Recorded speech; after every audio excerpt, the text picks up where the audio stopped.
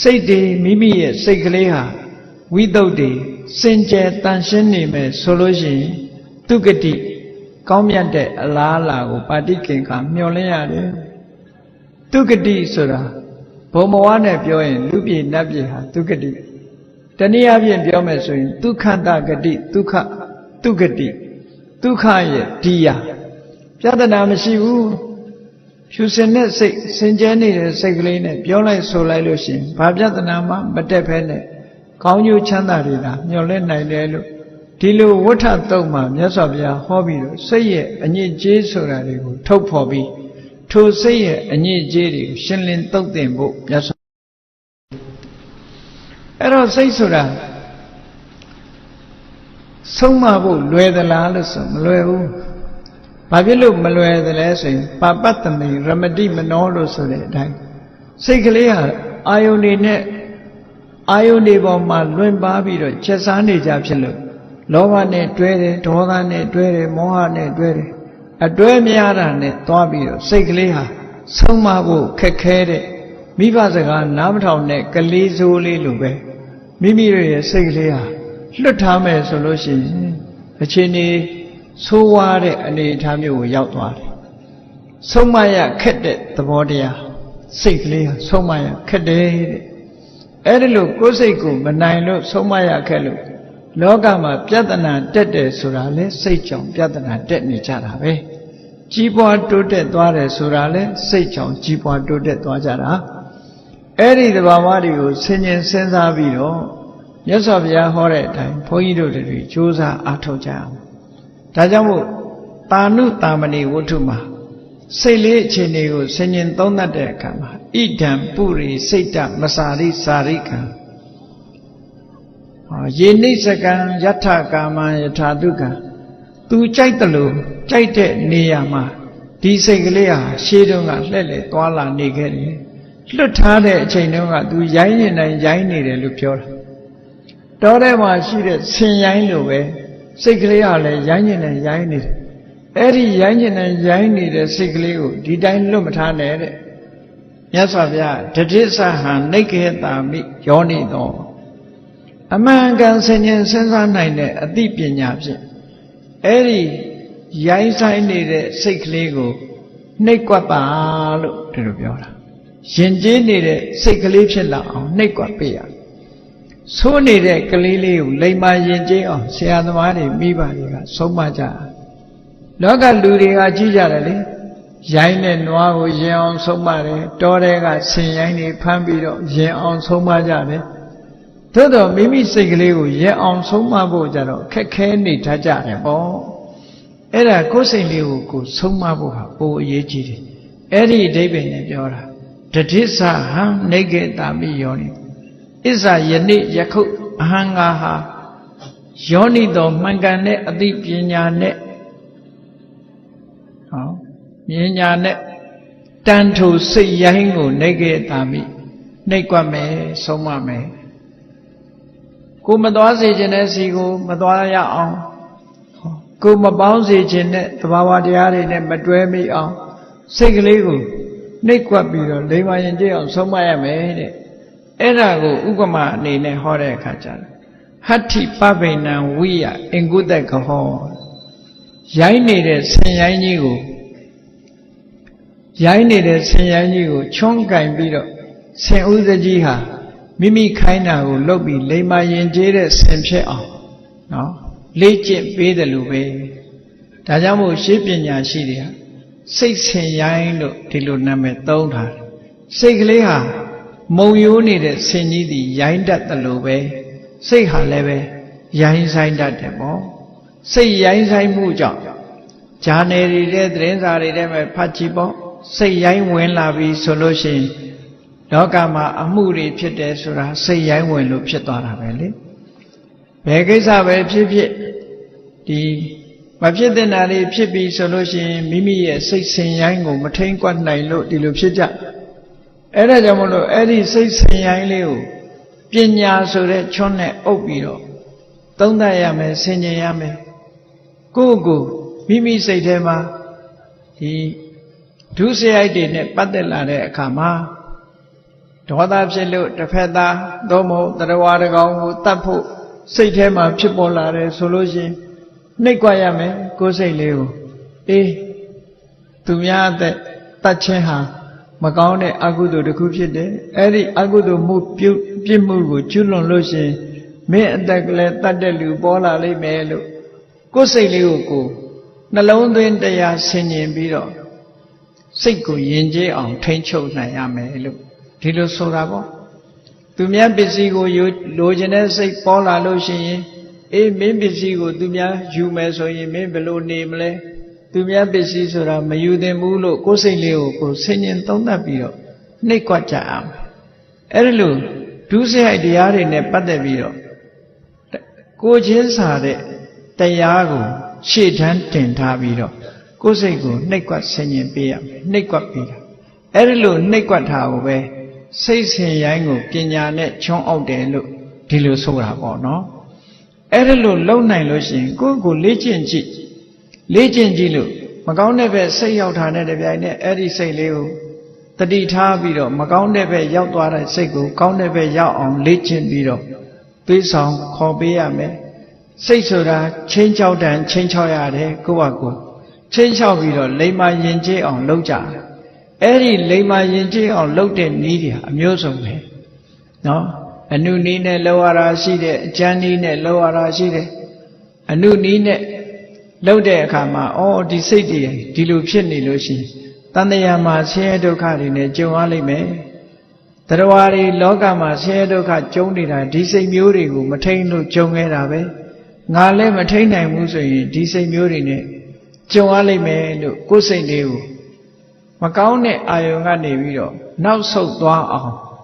မိမိရဲ့အသိဉာဏ်ရှိသည့်အားလျော်စွာကြိုးစားပြီးတော့ဟန်တားရမယ်။ကောင်းတဲ့ဘက်ကနေကြည့်ပြီးတော့ဆုံးမတဲ့အခါကျတော့အေးလောကမှာလူချင်းတူပေမဲ့လို့ကြည်တချို့လူတွေဟာချမ်းသာကြတယ်ကြွယ်ဝကြတယ်ပစ္စည်းဥစ္စာတွေသုံးနိုင်ကြတယ်ရုပ်အဆင်းတွေကလည်းကြည်လင်ကြတယ်ပညာတွေလည်းတတ်ကြတယ်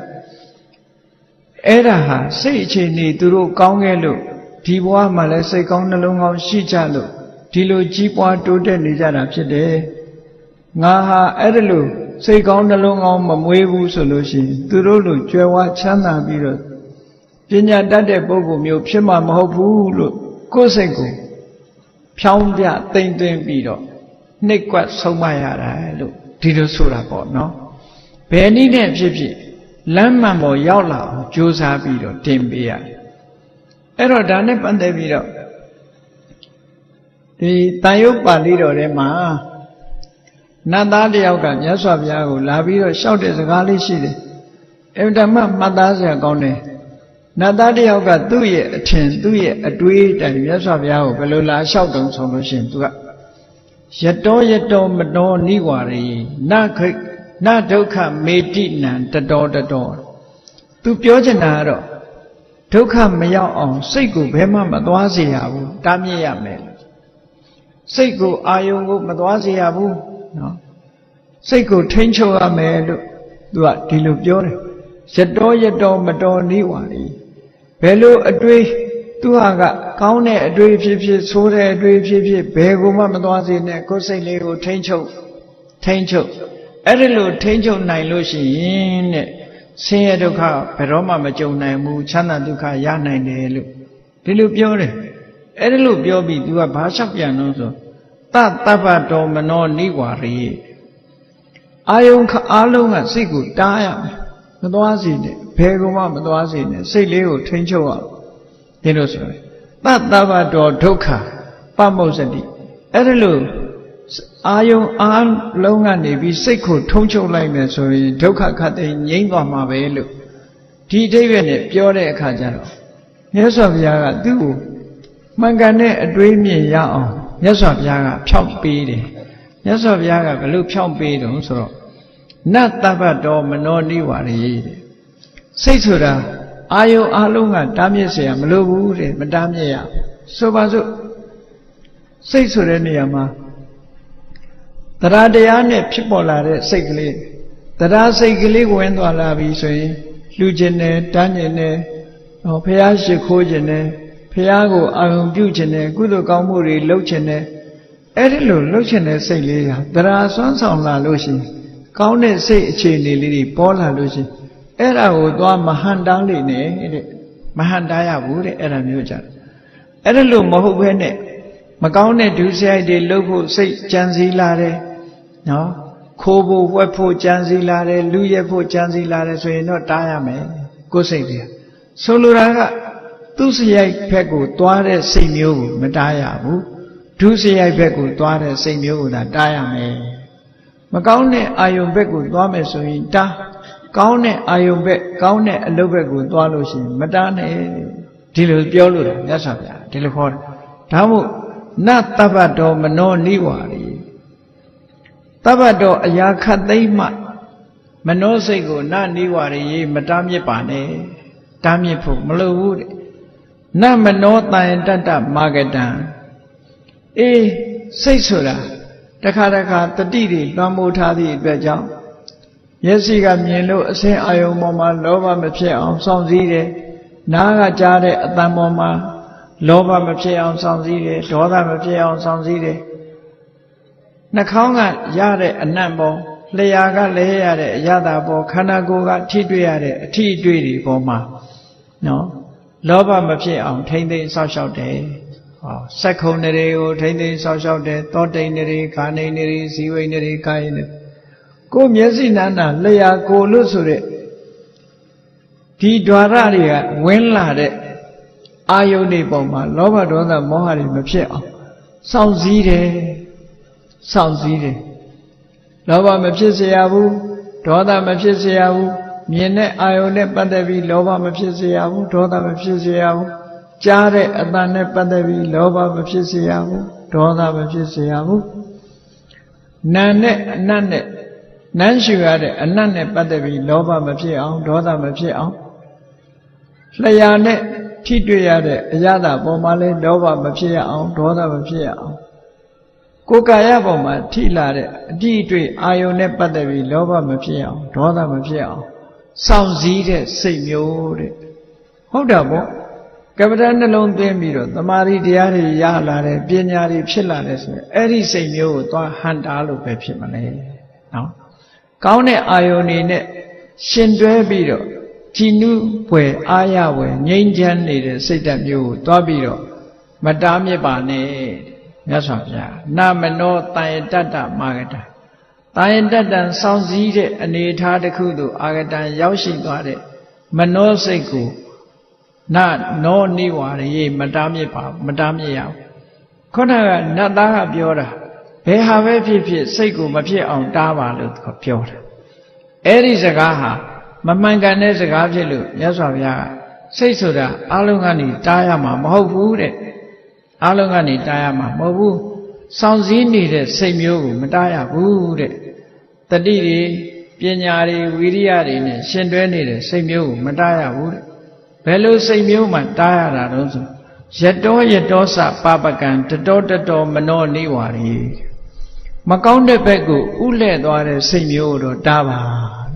လို့ဒီလိုပြောတာပေါ့ဟုတ်တာပေါ့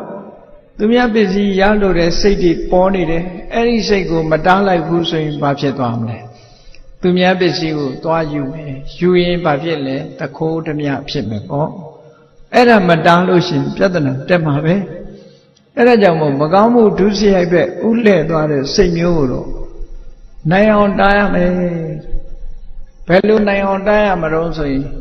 ဆင်ရိုင်းကိုချွန်းနဲ့အုပ်ပြီးတော့နော်ဆင်ရိုင်းကိုချွန်းနဲ့အုပ်ပြီးတော့တားတယ်လို့အဲ့ဒီလိုတားနိုင်ရမယ်လို့မြတ်စွာဘုရားဒီလိုဟောလို့ရင်ဖြစ်တယ်အေးဒါကြောင့်မို့မြတ်စွာဘုရားသခင်ကိုရောမြတ်ကစိတ်ရဲ့အခြေအနေတွေနဲ့ပတ်သက်ပြီးတော့စိတ်တန်ဓာန်တန်ဒုက္ခဝါစိတ်ကလေးကိုဆုံးမရမယ်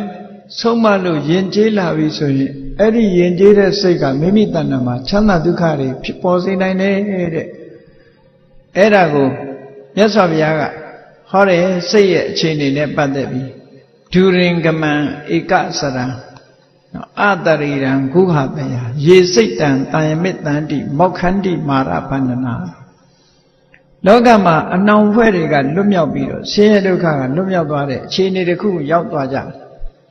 အဲ့ဒီလိုအခြေအနေတစ်ခုရောက်သွားတဲ့ပုဂ္ဂိုလ်တိုင်းဟာဒီမိမိတို့ရဲ့စိတ်ကိုပိုင်ပိုင်နိုင်နိုင်ဆုံးမသွားနိုင်တဲ့ပုဂ္ဂိုလ်မျိုးတွေသာဖြစ်တယ်တဲ့တခြားပုဂ္ဂိုလ်မျိုးတွေဟာမဖြစ်ဘူးအဲ့ဒါကြောင့်မို့မိမိတို့စိတ်ကိုဆုံးမကြရမယ်လို့မြတ်စွာဘုရားသခင်ကိုရောမြတ်ကဒေသနာတော်တော်တော်များများမှာဒီလိုဟောထားတာရှိတယ်ပေါ့အဲ့ဒီမှာဒုရင်ကမန်ဆိုတာဘုန်းကြီးတို့တွေရဲ့စိတ်အခြေအနေလေးကိုစဉ်းကျင်သုံးသပ်ကြည့်စိတ်ဆိုတာဘလောက်ဝေးရောက်အောင်သွားနိုင်တယ်ဟုတ်တယ်အခုလိုတရားပွဲမှာတရားနာဖို့ရောက်နေတဲ့နေ့စိတ်ကလေးဟာအိမ်ရောက်မသွားဘူးလို့လည်းမပြောနိုင်ဘူးနိုင်ငံခြားရောက်မသွားဘူးလို့လည်းမပြောနိုင်ဘူးဟိုဒီအရတ္တသာသူတရားနာရင်ကလည်းရောက်သွားနိုင်တယ်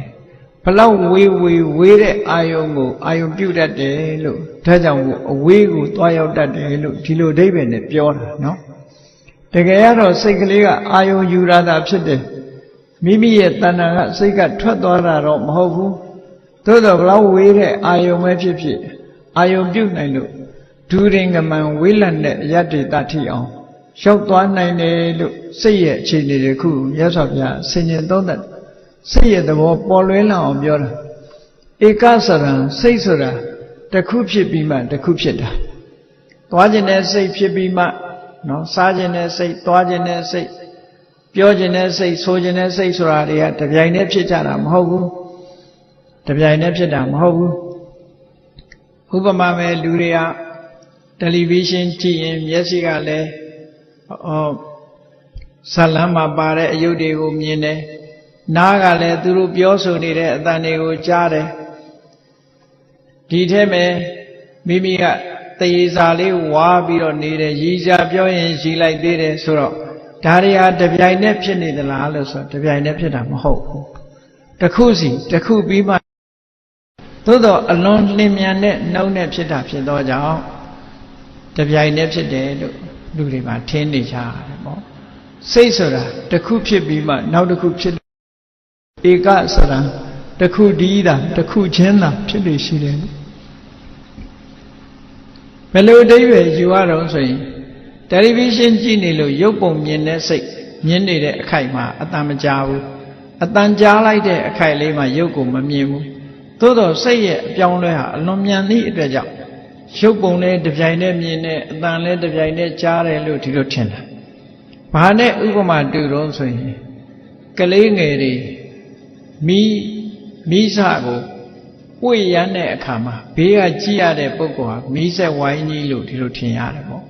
တကယ်တော့မီးကအဝိုင်းကြီးမဟုတ်ဘူးလင်းမြန်စွာ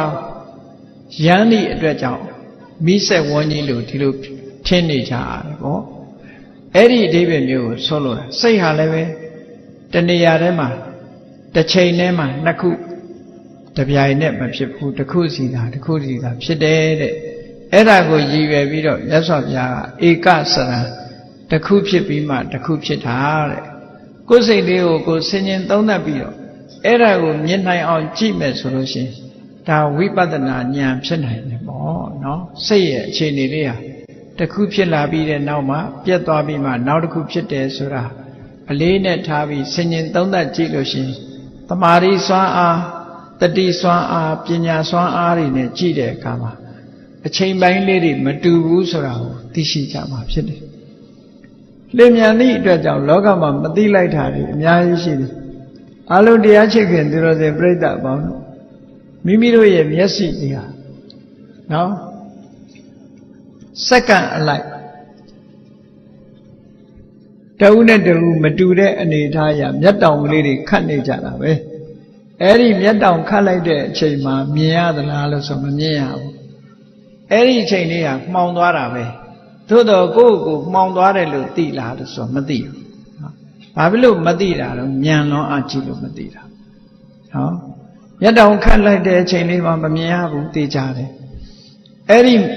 မမြင်ရတဲ့ပြတ်တောင်းသွားတဲ့အချိန်လေးကအမှန်တမ်းတိုးသည့်အတွက်ကြောင့်မျက်တောင်ခတ်တာကိုမှောင်သွားမှလည်းမသိလိုက်ဘူးလူရဲ့စိတ်ဟာလည်းပဲဖြစ်ပြီးတော့ပြတ်သွားတာကိုလူကမြင်မြင်မှမြင်တယ်မြင်မို့ရအမှန်တမ်းခက်တယ်ကြီးမားတဲ့တတိကြီးမားတဲ့ ဝီရိယနဲ့ကြီးမားတဲ့တမာတိပညာတို့နဲ့သာသိနိုင်တာဖြစ်လို့ဝိပဿနာကျင့်စဉ်တစ်ခုကိုကျင့်ပြီးတော့တတိစွမ်းအားတွေကောင်းလာပြီဆိုလို့ရှိရင်တော့ဒီစိတ်ကလေးဟာဖြစ်ပြီးတော့ပြတ်သွားတယ်ဆိုတာမြင်နိုင်စွမ်းရှိကြတယ်ပေါ့အေးဒါကြောင့်မို့ဧကစရံတစ်ခုဖြစ်ပြီးမှတစ်ခုပြက်ပြီးမှတစ်ခုဖြစ်တယ်တစ်ခုချင်းသာဖြစ်နေရှိတယ်ဆိုပါစို့မြင်တဲ့စိတ်နဲ့မြင်တဲ့စိတ်ကလေးဖြစ်နေတဲ့အချိန်မှာကြားတဲ့စိတ်မဖြစ်ဘူးကြားတဲ့စိတ်ဖြစ်နေတဲ့အချိန်မှာမြင်တဲ့စိတ်ဆိုတာမဖြစ်ဘူးသို့တော့တမ္မာအပြင်ကြည့်မယ်ဒီစိတ်နှစ်ခုဟာတစ်ပြိုင်တည်းဖြစ်နေတယ်လို့ထင်ရတယ်ပေါ့လင်မြန်သည့်အတွက်ကြောင့်အတရိဒံစိတ်ဆိုတာရုပ်တည်လို့ပုံပန်းတရံရှိတာအကောင်ထဲမရှိဘူး